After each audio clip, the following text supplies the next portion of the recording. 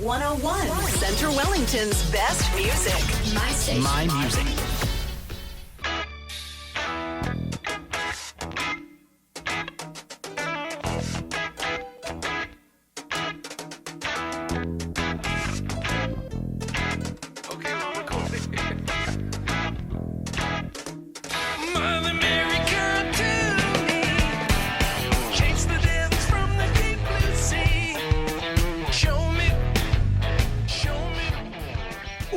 Ooh, you're going to say, what was that? Wow, that was To Drink the Fish. That's a little sample of the music that they're playing, and I've got both the guys in here today. Mike Boyer? Boyer. Yep. Well, there's a French version or something. It's bois in French. There you go. Means to drink. It's a oh, very nice. Yeah, is it a good drink? Could be. Could be. Could be. Could be. And I've got Lee Lee Fishley, is it? That's right, Lee Fishley. Good. Okay, it's great when I can get those kind of corrected in the beginning. Okay. Interesting. First of all, you're in Ontario. You know, you're good Canadian folk, which we always like to see on the music front. But I listened to some of your stuff.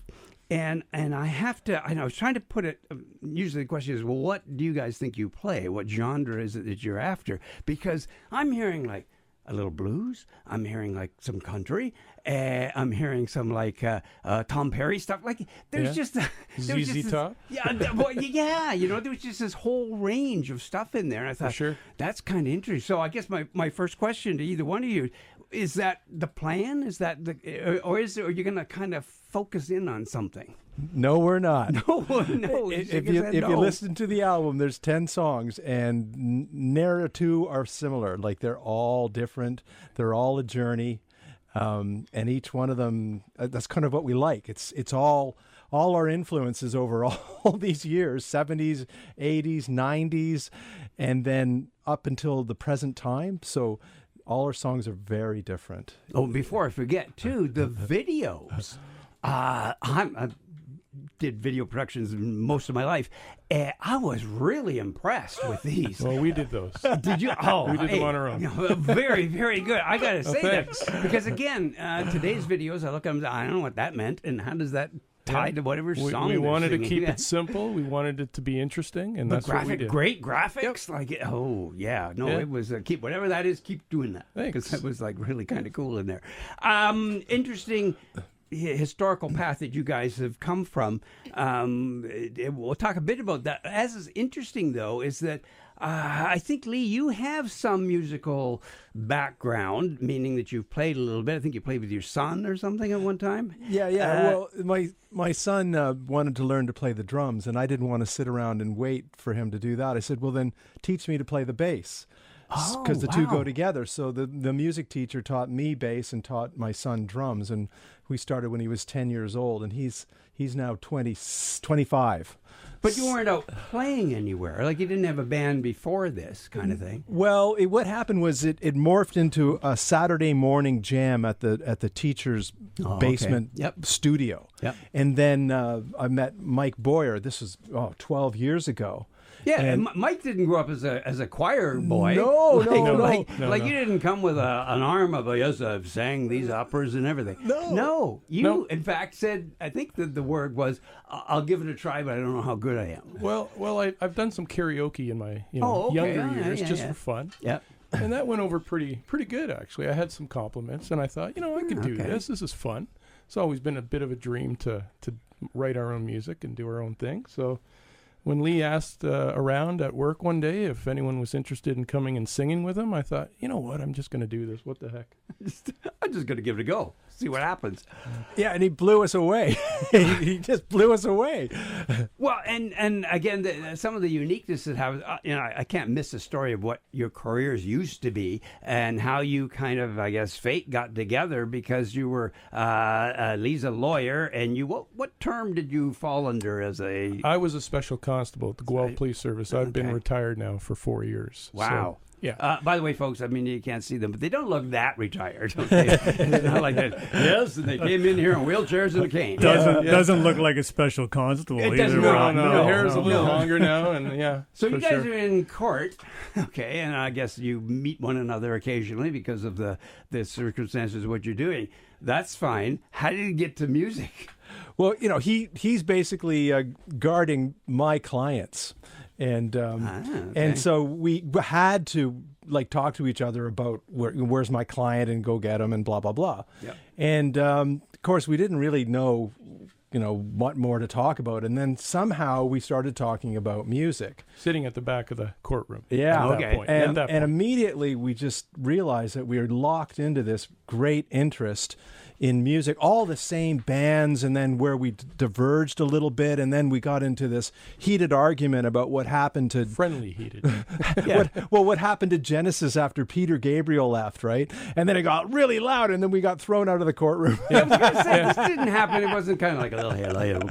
No, you guys are loud enough for the judge to say, get out. It may have been the first time a special constable ever got removed by a judge. Yeah. I mean, It may have been that. it's just so strange. And of It course, was. It was really weird being The kicked judge out. has got to say, you guys got to know better. Okay. Yeah. This place that you come to all the time, you know. He basically just said, you two gentlemen at the back, please remove yourself from my courtroom. And so we're looking around. Oh, I think he's talking about us. Oh, wow. Okay. But that was great because once we got in the hall, then it just carried on even more, and we realized how much that we had in common.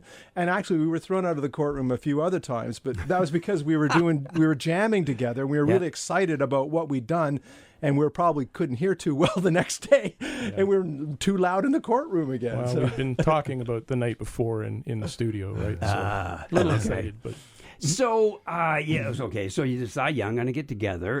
Traditionally, it'd be like, oh, let's form a band or whatever. But you didn't really go that route because, No. if I understand it correctly, you lay down a lot of tracks on your music. So you have a lot of other instruments playing and Yep. all this thing. So Yep. you've never really formed a band.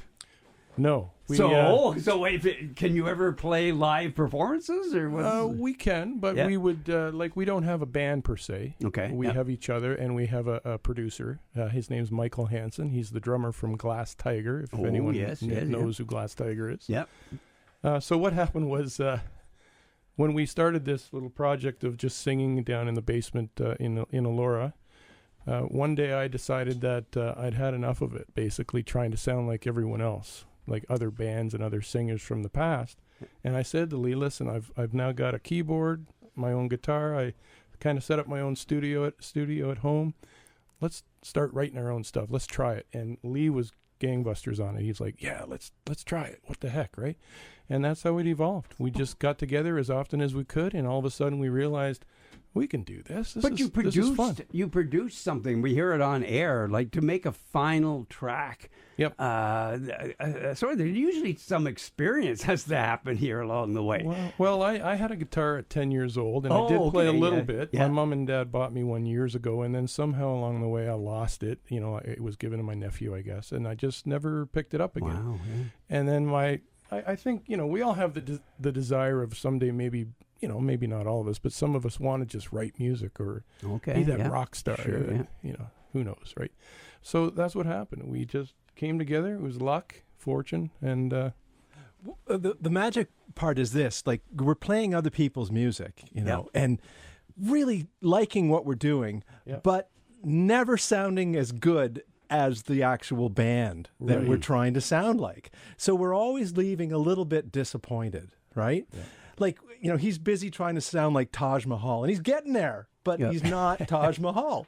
And then we started writing our own stuff and just trying to sound like whatever we sound like, and all of a sudden 100% satisfied. And we had nothing to compare it to. You know what I mean? Yeah, It was yeah, something yeah. we just put down and listened to it. And then it took us a little while to start getting into it and tweaking it and that. But we knew we had some stuff. We were like, this is pretty good.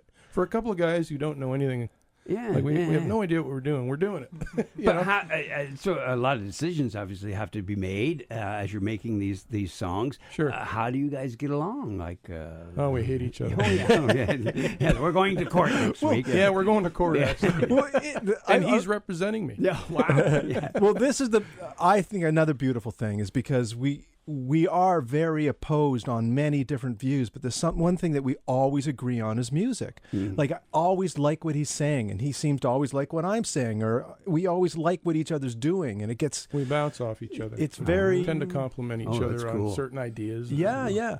Well, maybe it's a road to go because the pressure of going live, going out and trip, across the country. That's tough. Maybe this allows you to stay fresh. And like you mentioned earlier on your show, it happened during COVID.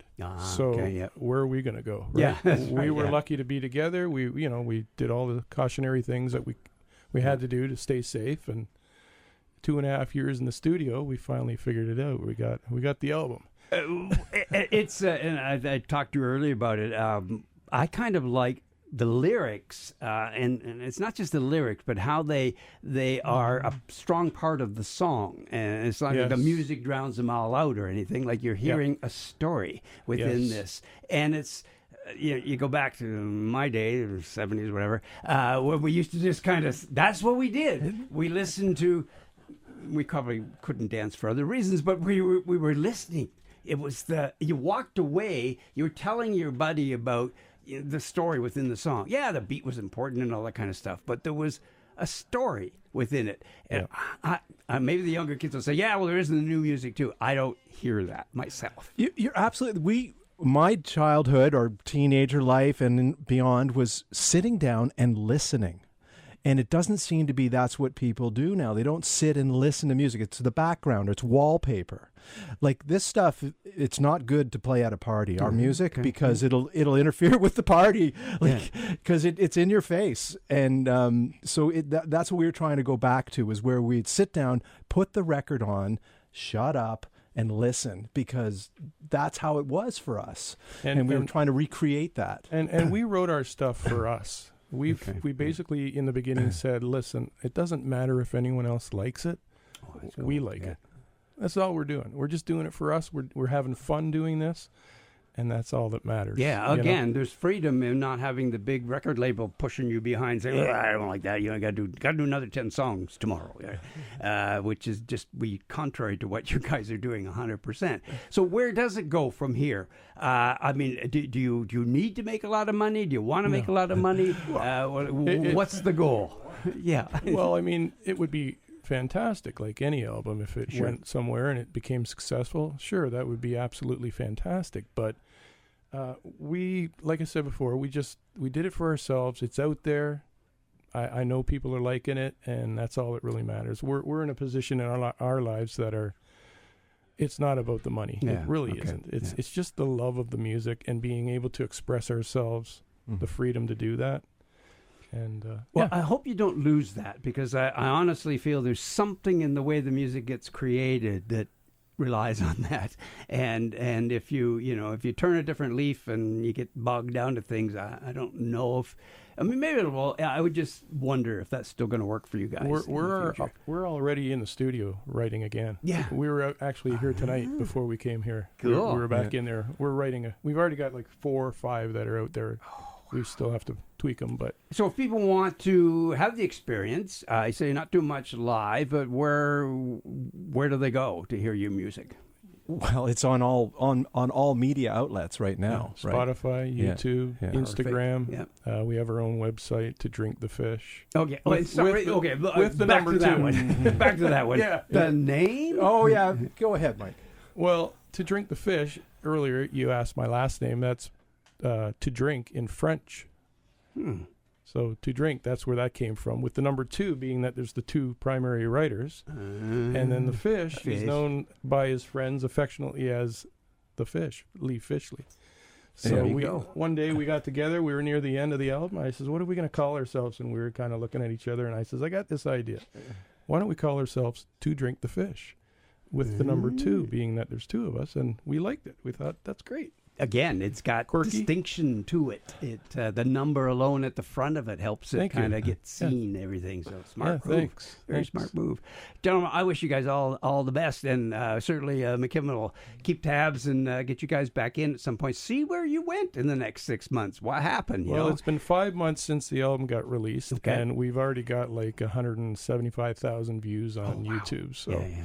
we're doing okay. You know You're what I mean? doing Like all right. it's for a couple of old boys who always wanted to do this. Yeah.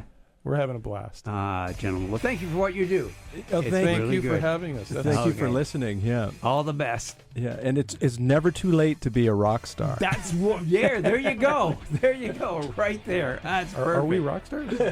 Not yet. So there you go, folks. You want some interesting music? Give the website a look. It's To Drink the Fish. You will not be disappointed, I'll guarantee. See if some of the things that I was saying hit you the same way. I think that they will. Sure, go ahead. Yep. When you look up to Drink the Fish, Yeah. keep it all together. There's no spaces. Sometimes when you go on YouTube and you push the number 2 and then you punch in Drink the Fish, Oh. it comes down on that window as spaced, Ah. and then you hit on that and it And doesn't then you come get up. all sorts of things. It won't Yeah. go anywhere. So you got to keep Yeah. those Or you get some the number weird- and all the letters together. Some weird recipe for a Yeah. weird drink of some description. Yeah. Great. Thank you, guys. All right. As I say, we gave you a good website to go to listen to these guys, and I think you will be pleased. All right. Well, we'll come back. I think we're going to go off to see Raymond. Raymond and 100 Men That Care.